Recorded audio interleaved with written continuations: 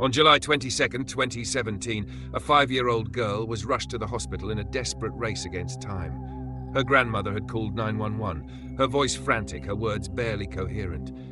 "She's not breathing. Please help." Beside her, her twin sister clung to life, pale and weak, her condition just as concerning. The medical team worked relentlessly, running blood tests, urine screenings, and every possible diagnostic to uncover the truth. They needed answers. And then the results came back. What they found was beyond anything they had imagined. It wasn't an accident, it wasn't an illness, and it wasn't something that could simply be fixed.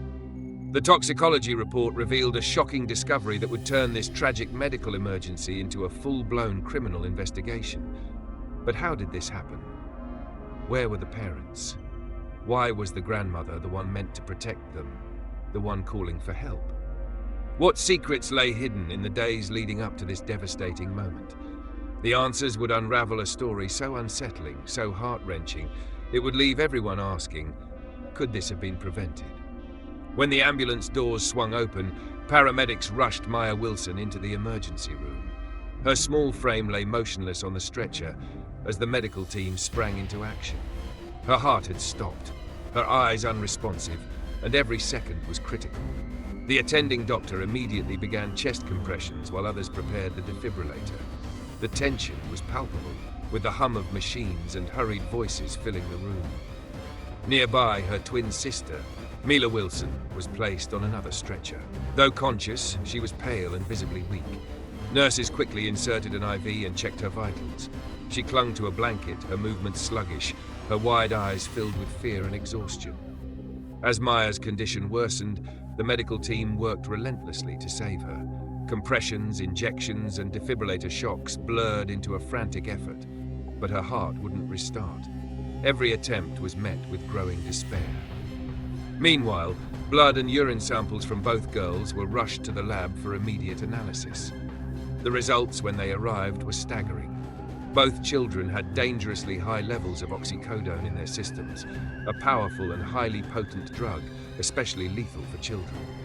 The room fell silent as the gravity of the situation set in.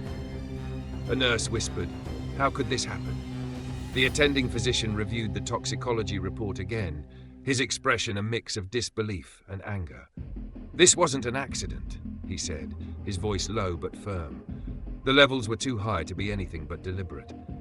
As Mila was stabilized and moved to the critical care unit, the focus turned to uncovering the truth. How had this happened? Why were these children exposed to such a substance? And what role did their caregiver play in this unfolding tragedy? For now, one harrowing fact remained. Maya was slipping away, and no one could explain why. The attending physician, his voice firm and resolute, immediately contacted the authorities. "This isn't accidental," he stated. "Someone gave these children those drugs." Within hours, the police arrived at Portland General Hospital, and Helen Tate was taken in for questioning. The investigation into Maya Wilson's tragic death and Mila Wilson's critical condition was led by Detective Jonah Price, a seasoned investigator known for his precision and relentless pursuit of justice. What began as a routine inquiry into a medical emergency quickly escalated into a criminal case when toxicology reports confirmed dangerously high levels of oxycodone in both children. In the interrogation room, Helen sat nervously, her hands clasped tightly. Jonah wasted no time. "Helen, we need to understand what happened to your granddaughters. Did you give them any medication?" Helen shook her head quickly, her voice defensive. "No, I would never hurt them. They must have gotten into something. I don't know how this happened." Her denials lacked conviction. Jonah, skilled in reading people, saw the cracks in her story. Helen, desperate to protect herself, lied. "I don't know," she insisted. "They were fine all day. Maybe they ate something bad. Maybe it was allergies." The story didn't add up, but Helen clung to it, unwilling to admit the truth. Back in the hospital, the unthinkable happened. Despite the doctor's unrelenting efforts, Maya's heart stopped for the final time. At 9:34 p.m., she was pronounced dead. The cause? Cardiopulmonary arrest caused by toxic levels of oxycodone. The news shattered the medical team. One nurse whispered through tears, she was just a baby. In the interrogation room, Jonah leaned forward. "Helen, the toxicology report doesn't lie. They didn't ingest this accidentally. Someone gave it to them. We need the truth. Helen remained defiant, insisting she didn't know how the drugs ended up in their systems. But her shifting demeanor, nervous fidgeting, and inconsistent answers told a different story. Meanwhile, Jonah's team worked tirelessly to piece together the evidence. Investigators interviewed neighbors, searched Helen's home, and traced the source of the oxycodone. It wasn't long before they uncovered a critical lead. Patrick Crowe, Helen's boyfriend, had obtained the drugs illegally through an acquaintance. Witnesses and surveillance footage placed Patrick at a known dealer's residence just days before the twins fell ill. Armed with this evidence, Jonah and his team confronted Helen again. This time, the pressure was undeniable. "We know about Patrick," Jonah stated firmly. "We know he got the oxycodone. Did you know what he planned to do with it?" Helen hesitated, her eyes darting to the door as though searching for an escape. But as the weight of the situation pressed down on her, she broke. Tears streamed down her face as she finally confessed. This tragedy marked the beginning of a devastating unraveling, a web of lies, negligence, and betrayal that led to one child's death and left another fighting for survival. The search for the full truth was just beginning. When Liam and Samantha Wilson received the call, their world came crashing down. They had been enjoying a quiet dinner during their vacation when the phone rang. Samantha answered, her cheerful tone fading instantly as the words on the other end struck like a thunderbolt. The doctor's voice was steady but grave. "Your daughter Maya has passed away. Mila is in critical condition. We need you to come to the hospital immediately." The phone slipped from her trembling hands. "No," she whispered, her voice shaking as tears streamed down her face. Alarmed by her reaction, Liam grabbed the phone. Listening in stunned silence, his knees buckled, and the weight of the news left him sinking into a nearby chair. Guilt consumed them both. Samantha's sobs filled the room as she cried, "Why did we leave them? Why didn't we take them with us?" Liam tried to remain composed, but his voice cracked. "We thought they'd be safe. I trusted her. I trusted my own mother." The flight back home felt endless, the silence between them heavy with anguish. At the hospital, Detective Jonah Price met them with the grim details. His words pierced like daggers. Oxycodone overdose, negligence, betrayal. Samantha collapsed into Liam's arms, screaming through her tears. She was supposed to protect them. How could she do this? How could she let this happen? Liam clenched his fists, his mind swirling with fury and sorrow. He couldn't comprehend how his mother, the woman who had raised him, could be responsible for such a tragedy. In the hospital room, Mila lay hooked up to machines, her small body fighting to recover. Samantha rushed to her side, gently stroking her daughter's pale cheek. "Mommy's here," she whispered, her voice trembling. "I won't let anything happen to you. I promise." Liam stood silently in the doorway, staring at Mila. His thoughts raced back to the moment they had left the twins with Helen. Their hugs, their laughter, their cheerful waves goodbye. The memory clashed painfully with the scene before him. The betrayal cut deep. The anger burned within him, a toxic mix of fury at his mother and guilt for ever believing she could handle the responsibility. Samantha, still holding Mila, looked at Liam, her eyes filled with pain. "We trusted her. We trusted her with our babies," she said, her voice breaking. Liam nodded, unable to speak as tears ran down his face. Samantha clung to Mila, making a silent vow in her heart. "Never again," she whispered. "Never again will I leave you in harm's way." She kissed Mila's forehead, her promise etched deeply into her soul. The quiet hum of machines filled the hospital room, accompanied by the muffled cries of two parents forever changed. The guilt, the sorrow, and the betrayal would haunt them. But in that moment, their focus was solely on Mila, protecting her, healing her, and ensuring she would never face such a nightmare again. The arrest of Helen Tate and Patrick Crowe came swiftly. Investigators had gathered enough evidence to bring charges against the couple, including child endangerment, manslaughter, and unlawful possession of a controlled substance. Helen was taken into custody, her demeanor filled with guilt and fear.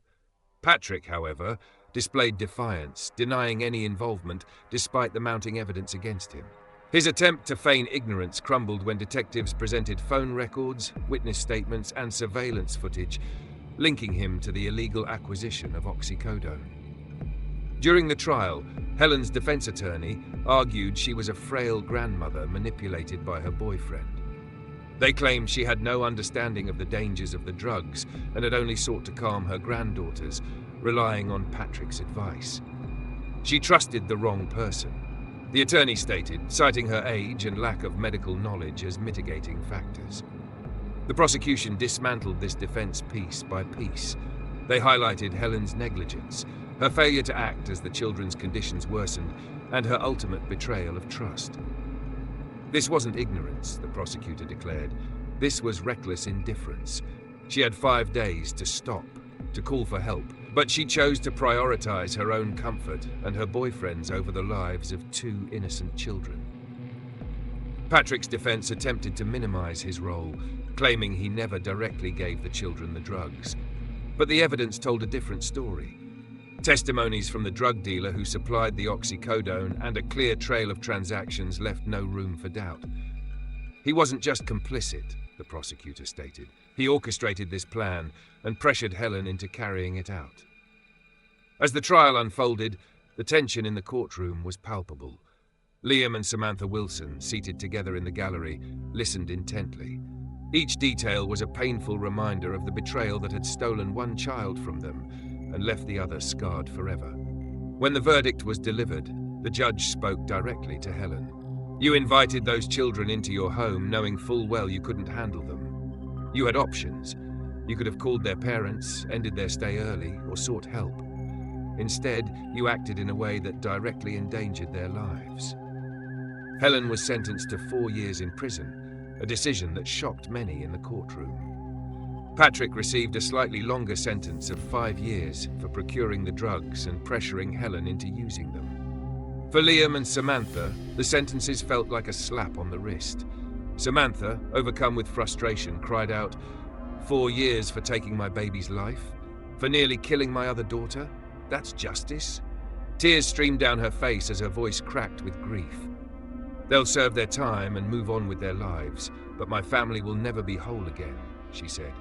The community was outraged, questioning how such light sentences could be given for crimes with such devastating consequences. Discussions erupted about the justice system and whether Helen's age and claimed ignorance were valid considerations in her sentencing or mere excuses for her actions. The case ignited a broader conversation about accountability and negligence in caregiving roles, leaving many to wonder if this tragedy could have been prevented and whether justice had truly been served. The tragedy left the Wilson family shattered, struggling to rebuild their lives.